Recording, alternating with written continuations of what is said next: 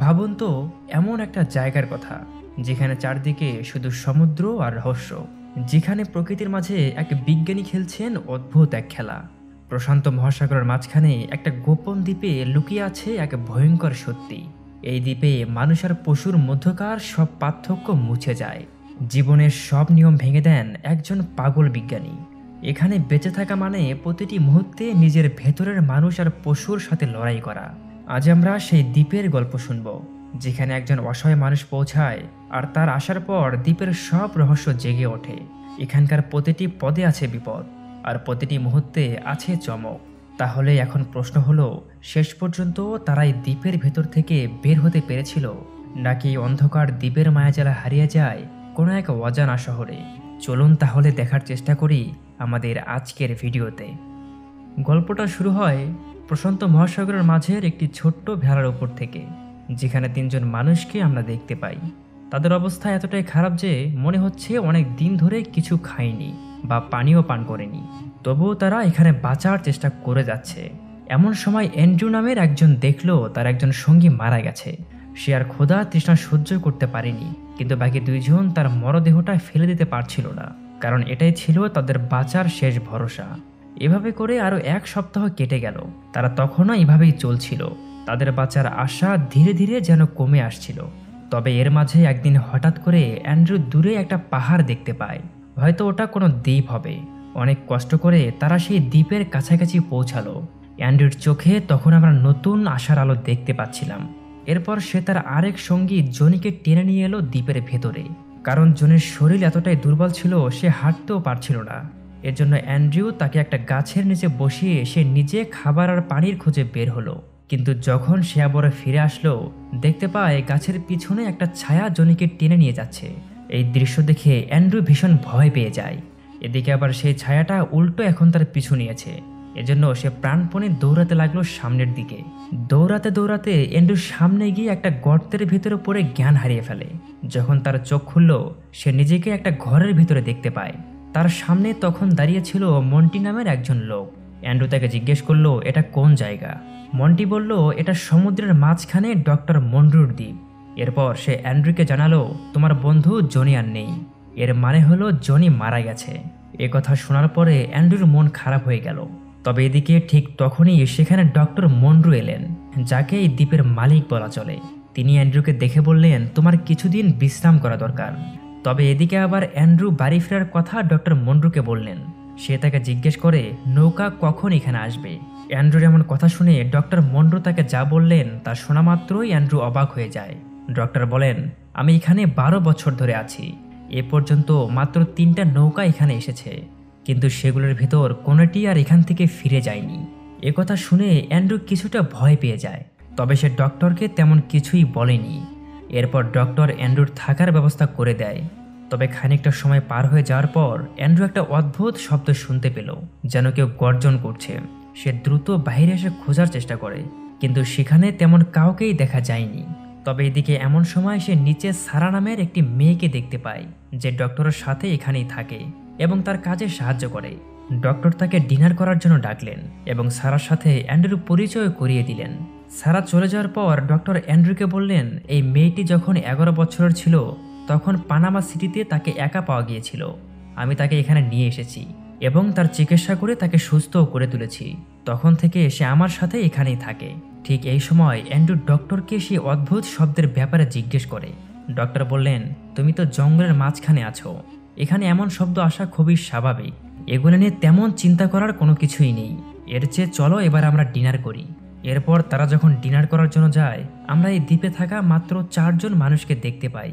তাদের ভিতরে একজন ছিল কাজের লোক, যার মুখটা প্রায় অদ্ভুত দেখাচ্ছিল, যেন কোনো কিছুর কারণে তার চেহারা এমন হয়ে গেছে। তবে এদিকে ডিনার করার সময় তাদের মাঝে অনেক গল্প হয়। অ্যান্ড্রু বলল তার একটা জাহাজ ছিল, যেখানে প্রায় 25 জন লোক ছিল, কিন্তু শেষ পর্যন্ত তারা 3 জন বেঁচে যায়। এরপর সমুদ্রের মধ্যে তাদের 14 দিন ধরে শুধু মাছ আর মানুষ খেয়ে বাঁচতে হয়েছিল। তবে তারপর একদিন সেই দ্বীপটা দেখতে পায় এবং এখানে চলে আসে। অ্যান্ড্রিও তার এমন কথা শুনে কিছুটা অবাক হলেও সে মেনে নেয়।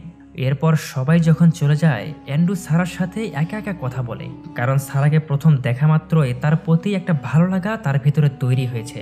সারা বলল সে কখনোই এই দ্বীপের বাইরে যায়নি এবং বাইরের পৃথিবীটা কেমন সে এখনো তা জানে না। সেই সাথে সারা তাকে আরো বলে ডক্টর এই জায়গাটা তৈরি করেছেন এবং তারপর থেকেই এখানে মানুষজন এসে থাকতে শুরু করে। অনেকক্ষণ ধরে অ্যান্ড্রিউর সাথে কথা বলার পর সারা তার রুমে চলে যায়। সারা চলে যাওয়ার পর আবার পাশের একটা কুঁড়েঘর থেকে সেই গর্জন শোনা গেল। অ্যান্ড্রিউ এবার কাছে গিয়ে ভালোভাবে শব্দটি শোনার চেষ্টা করে, কিন্তু কাছে আসা মাত্রই শব্দটি হঠাৎ করে থেমে যায়। এরপর সারা রাত ধরে অ্যান্ড্রিউর আর ঘুম আসছিল না। এজন্য সে ডক্টরের ঘরে গেল বই খোঁজার জন্য। ডক্টর তাকে সেখানে দেখা মাত্রই ভাবলেন সে তার সম্পর্কে জানতে এসেছে, এজন্য তিনি নিজেই নিজের সম্পর্কে বলতে শুরু করে। ডক্টর তাকে বললেন তিনি একজন বিজ্ঞানী এবং তিনি মানব ডিএনএ নিয়ে গবেষণা করছেন। তিনি প্রাণী আর মানুষের ডিএনএ মিশিয়ে এমন এক নতুন প্রজাতি তৈরি করার চেষ্টা করছেন যা দেখতে মানুষের মতো হলেও আসলে তা মানুষ না। এছাড়া সে অ্যান্ড্রিউকে আরও কিছু নমুনাও দেখালো। ডক্টর তাকে বলল যখন সরকার তার গবেষণার উপর নিষেধাজ্ঞা জারি করলো তখন লোকজন তার সমালোচনা করতে শুরু করে, এজন্য তিনি এখানে চলে আসেন এবং এখানেই তার গবেষণা চালিয়ে যাচ্ছে। এদিকে ডক্টরের কথা শুনে অ্যান্ড্রিউ তাকে বলে এটা আসলে একটা ভুল পন্থা, আপনি তো প্রকৃতিকে নষ্ট করার চেষ্টা করছেন। মানুষ শুধু শয়তান তৈরি করতে পারে, কিন্তু একজন মানুষকে তৈরি করা অসম্ভব। এদিকে আবার অ্যান্ড্রিউর এমন কথা শুনে ডক্টর অনেক রেগে গেল। এরপর পরদিন সকালবেলায় অ্যান্ড্রিউ সমুদ্রের কিনারে তার নৌকা দেখতে পায়। নৌকার ভিতরে একটি গর্ত হয়েছিল যা দিয়ে পানি ভেতরে ঢুকছে, এজন্য সে এটা ঠিক করতে শুরু করে। এমন সময় সারা তার একটা পোষা চিতা নিয়ে তার কাছে আসে, কিন্তু হঠাৎ করে চিতাটি জঙ্গলের দিকে দৌড়াতে শুরু করে। এজন্য সারার সাথে অ্যান্ড্রিউ নিজেও চিতাটিকে ধরার জন্য জঙ্গলের ভেতরে চলে যায়। এ সময় অ্যান্ড্রিউ দেখতে পায় হাউস হেল্পার মন্টি অদ্ভুতভাবে পানি পান করছে। সে অ্যান্ড্রিউকে দেখে জঙ্গলে দৌড়াতে শুরু করে। এরপর পরের দিন সকালে অ্যান্ড্রিউ যখন ঘুম থেকে ওঠে সে দেখতে পায় ডক্টর মন্টিকে খুব খারাপভাবে ব্যবহার করছেন, তার গলায় শিকল বাঁধা। এটা দেখার পর অ্যান্ড্রিউর খুব খারাপ লাগলো। সে ডক্টরকে বললেন তার এই কাজ একেবারেই ভুল, সে মন্টির সাথে এমন কাজ করতে পারে না। কিন্তু এদিকে ডক্টর তাকে উল্টাপাল্টা জবাব দিতে লাগলো। অ্যান্ড্রিউ রেগে গিয়ে সেখান থেকে চলে আসে এবং তার নৌকাটা আবারও ঠিক করতে শুরু করে এবং নৌকাটি ঠিক করার পর সেটা সমুদ্রের ভেতরে নামায়। হয়তো অ্যান্ড্রিউ এখান থেকে চলে যাওয়ার চেষ্টা করছিল, কিন্তু এদিকে সমুদ্রের ভেতরে নামা মাত্রই তার নৌকাটি আবারও ডুবে যেতে শুরু করে। এদিকে ঠিক এমন সময় সে কিছু একটার শব্দ টের পায়। পিছনের দিকে ফিরে তাকালে মানুষের মতো কিছু অদ্ভুত প্রাণী তার দিকে এগিয়ে আসছে। অ্যান্ড্রিউ ভয় পেয়ে তাড়াতাড়ি করে জঙ্গলের দিকে দৌড়াতে শুরু করে। জঙ্গলে দৌড়ানোর সময় ডক্টরের সাথে তার দেখা হয়। ডক্টর তাকে জিজ্ঞেস করে তুমি এত ভয় পাচ্ছ কেন? অ্যান্ড্রিউ বলল সে এমন কিছু একটা দেখেছে যা মানুষও নয় শয়তানও নয়। তার এমন কথা শুনে ডক্টর বলল হয়তো তোমার শরীরটা ঠিক নেই, চলো আমরা আবারও বাসাতে ফিরে যাই। এরপর ডক্টর তাকে সেই কুঁড়েঘরে নিয়ে গেলেন যেখান থেকে এতদিন ধরে অ্যান্ড্রিউ গর্জন শুনছিল। ভেতরে যাওয়ার পর অ্যান্ড্রিউ দেখতে পায় সেখানে অনেকগুলো মানুষকে পশুর মতো করে আটকে রাখা হয়েছে। সবার একদম শেষ পর্যায়ে ডক্টরের ল্যাবে যেখানে কেউ একজন শুয়েছিল। অ্যান্ড্রিউ যখন তার কাছে যায় এবং চাদর সরাতেই সে দেখতে পেল নিচে শুয়ে আছে এমন একটি প্রাণী যা দেখতে মানুষের মতো, কিন্তু তার চোখ আর মুখটা দেখতে পশুর মতো। এদিকে ঠিক তখনই ডক্টর সেখানে এলেন। অ্যান্ড্রিউ তাকে জিজ্ঞেস করলো এগুলো আসলে কি হচ্ছে আর এগুলো কি জিনিস। ডক্টর তাকে বলল এটা আসলে একটা ভাল্লুক যাকে আমি মানুষ বানাচ্ছি। অ্যান্ড্রিউ অবাক হয়ে জিজ্ঞেস করলো এটা করার দরকারটা আসলে কি। অ্যান্ড্রিউর এমন কথা শুনে ডক্টর তাকে বলল যদি আমরা ডিএনএ বদলাতে পারি তাহলে যে কোনো কিছুকে অন্য কিছুতে রূপান্তর করা সম্ভব, এমনকি মানুষকেও। মানুষের অনেক ভুল আছে যা আমি ঠিক করতে চাই। এ কথা শোনা মাত্র অ্যান্ড্রিউর মন খারাপ হয়ে যায়, কারণ ডক্টরকে তার কাছে এখন একজন পাগল মনে হচ্ছিল। সে আবারও তার রুমে এসে চিন্তা করতে শুরু করে কিভাবে এখন এখান থেকে পালানো যায়, কারণ ডক্টর হয়তো তাকে এখান থেকে কখনোই যেতে দিবে না। ঠিক এমন সময় সারা সেখানে চলে আসে এবং তারা কিছুক্ষণ গল্প করে। নিচে দাঁড়িয়ে ডক্টর এই সব কিছুই দেখছিল, কিন্তু সে তাদের কিছুই বলে না। এরপর সকালে অ্যান্ড্রিউ দেখতে পায় আরও কিছু লোক এখানে এসেছে যারা একই রকম দেখতে। ডক্টর তাকে বলে এরা সবাই আগে প্রাণী ছিল, কিন্তু আমি এদের সবাইকে মানুষ বানিয়েছি যাতে করে এখানকার লোক সংখ্যা বাড়ানো যায়। যে প্রাণীটিকে অ্যান্ড্রিউ আগের দিন দেখেছিল সে এখন পুরোপুরি মানুষ হয়ে গেছে। ডক্টর তাকে সব কিছুই দেখালো কিন্তু যখন সেই ব্যক্তি তার ভাল্লুক সঙ্গীর কাছে যায় তখন সে তার পশুর ভাষায় কথা বলতে শুরু করে। ডক্টর এটা দেখা মাত্রই খুব রেগে যায়, কারণ তার সব পরিশ্রম নিমিষেই নষ্ট হয়ে গেল।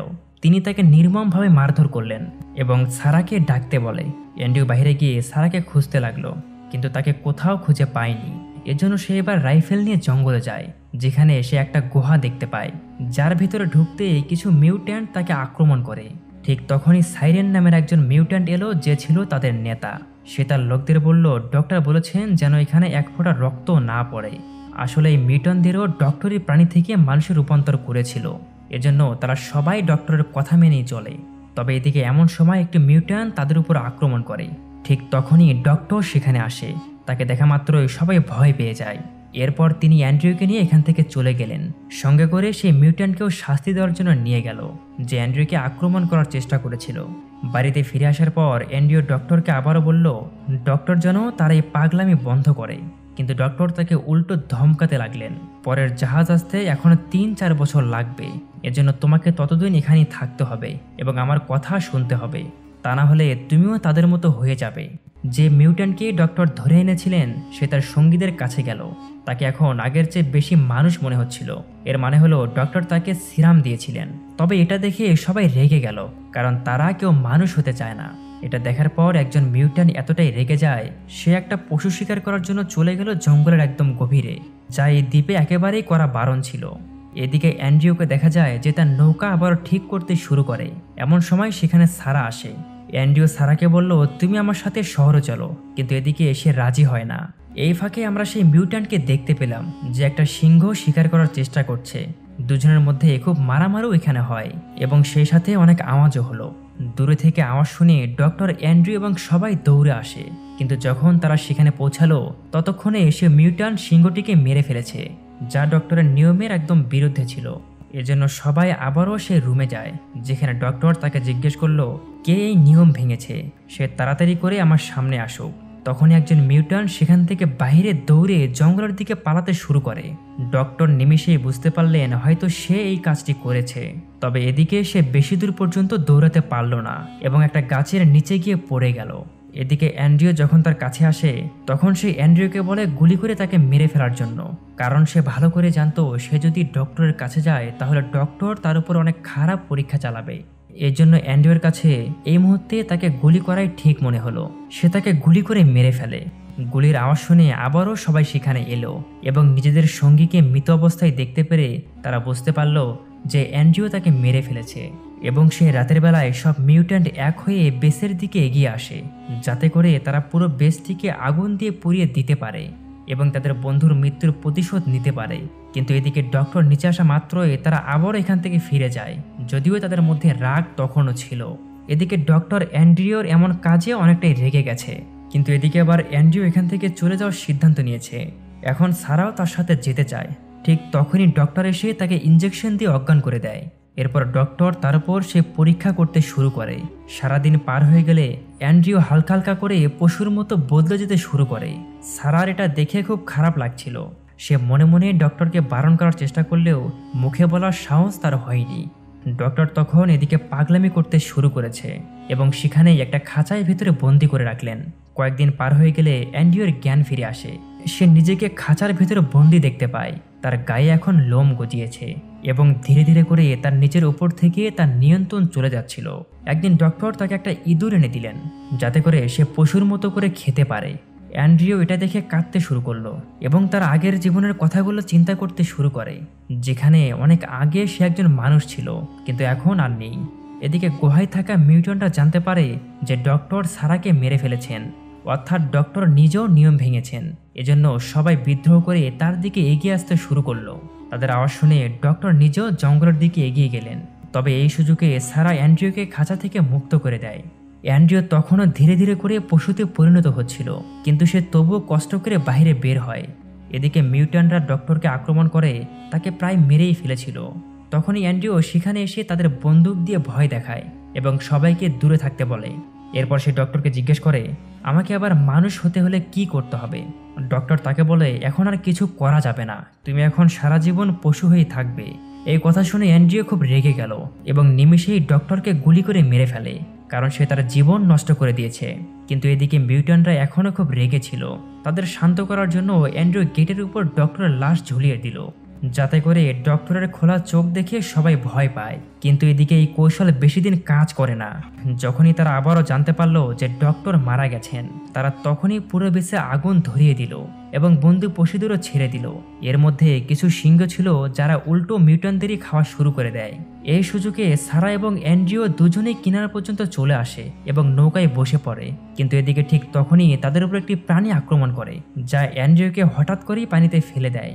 এদিকে সারা তার বৌঠা দিয়ে তাকে মেরে অজ্ঞান করে দেয়। এরপর দুজনে নৌকায় বসে এবং সেখান থেকে চলে যায়। খানিকটা সময় পর আমরা দেখতে পাই অ্যান্ড্রিও তার আগের রূপে ফিরে এসেছে। এর মানে হলো সে আবারও মানুষ হয়ে গেছে। এমন সময় সে দূরে একটা জাহাজ দেখতে পায় এবং জোরে জোরে আওয়াজ করে। কিন্তু ঠিক তখনই আমরা এই গল্পের সবচেয়ে বড় টুইস্ট দেখতে পাই। সারা এখন নিজেই একটা চিতায় বদলে যেতে শুরু করেছে। এর মানে হলো সে আসলে কোনো মানুষ ছিলই না। ডক্টর তাকে সেই সিরাম দিয়েই মানুষ বানিয়েছিলেন। এখন সিরাম না পাওয়ার কারণে সে আবারও তার আসল রূপে ফিরে যেতে শুরু করেছে। আর এই ভয়ঙ্কর দৃশ্যের মধ্য দিয়েই মুভির গল্পটি শেষ হয়ে যায়। তাহলে এখন প্রশ্ন হলো, সে কি জাহাজে থাকা সবাইকে মেরে ফেলবে, নাকি অ্যান্ড্রিওর জন্য সে নিজেকে সামলে নেবে এবং শহরে গিয়ে এর কোনো চিকিৎসা খুঁজবে? সত্যিই কি এর কোনো চিকিৎসা আছে? আপনার কি মনে হয়? নিচে কমেন্ট করে অবশ্যই জানাবেন।